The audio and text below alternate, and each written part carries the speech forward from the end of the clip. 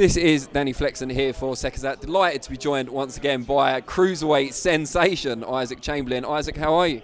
I'm very good, man. Good to see you. Congratulations on the birth of your child. What, 2 weeks old? 2 weeks old. I'm so excited, man. So excited. It's just such a blessing, you know. My mindset has changed in a lot of ways. You know, it's just a blessing, you know, to even just look at him and think, you're a mini-me. Like, bro, what is this? You said up there on the press conference that it was a surreal experience. Just talk us through it, not graphically if you don't mind, but just generally what it meant to you emotionally. Oh, it meant the world, you know, because I made a promise to myself that, and to him, I don't know if you heard it, but that I was always going to be there for him because my dad was never there for me. So I made a promise that I was always going to be there for him no matter what he does. And it makes you grow more as a man and a human being. It's something that you fight for more. You know, something that you work for more. And it's like you just, how can I say, you just want to be a better man and a better athlete for my future family. How much of an influence do you feel your own upbringing will be on you bringing up your son? Because as you said, your dad wasn't there. It's kind of taught you what not to do and given you more kind of urgency to do the right thing. 100%. I wouldn't say it's urgent. I would say it's more of a natural thing to be there and be the protector and be the provider. And it's just more motivation for me, you know. So this Friday I have to hunt, because if I don't kill, he doesn't eat, basically, like a lion, you know. So I have to prepare as much as I can, which I have done. I have to stay disciplined, which I did. And it's all about longevity in this game.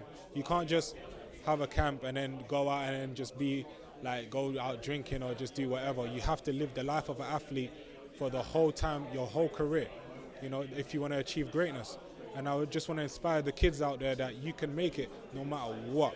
Because I came from, like, we didn't have no money, bro. Like, we didn't have nothing.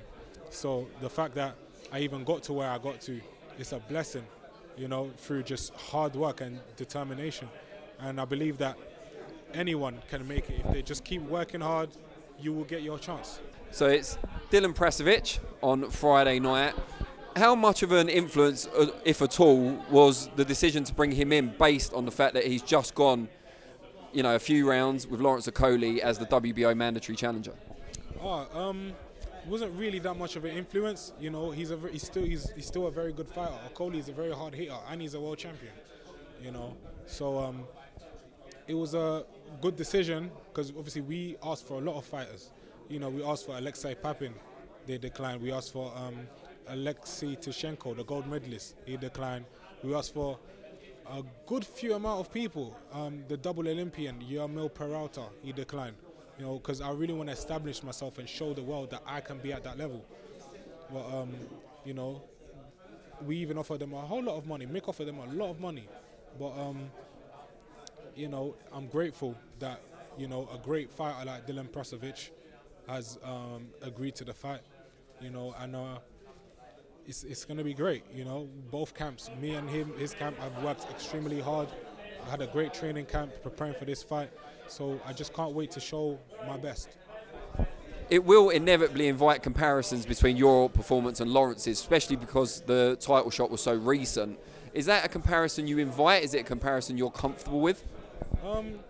Comparison is the thief of joy. So all I'm focusing on is getting the job done and winning and bringing that belt home to my newborn son. Good stuff. Now, what will a victory over Dilan Prasovic do for you? It will put me very high in the rankings. I think the IBF #1 spot is vacant. That could make me the #1 with the IBF, you know, and definitely put ourselves on the way to a world title in 2022. So it will put us in very, very good stead and on the world rankings. How do you assess the kind of world scene at cruiserweight at the moment? Obviously, we've not long had the second World Boxing Super Series at the weight. Who do you see as kind of the key main champions at the moment, apart from Okolie, we've already discussed? Breedis, I suppose, must be up there? Breedis is #1. He has the IBF and the Ring magazine, so he's the #1 in the division right now, you know, and that's definitely something that I want to chase in 2022. What have you seen in Breedis that makes you feel that you can be the one to finally, I say finally, I know he's lost previously, but only to Usyk. What makes you think you can be the man to depose him? Just my boxing skill, my determination, my dedication, everything that a champion does, you know. And you have to have that mentality, like, okay, this guy's the champion, I want to be the champion, you know. And it's all down to the preparation, the training camp, how everything is structured. You know, Mick is a great person at organizing camps as well. You know, he's a great promoter and he's helped me in many ways. So it's like a massive investment. You know, you have to invest in yourself if you want to get the best version out of yourself. So it's just about really being very disciplined in your approach, having a great game plan, and just going from there.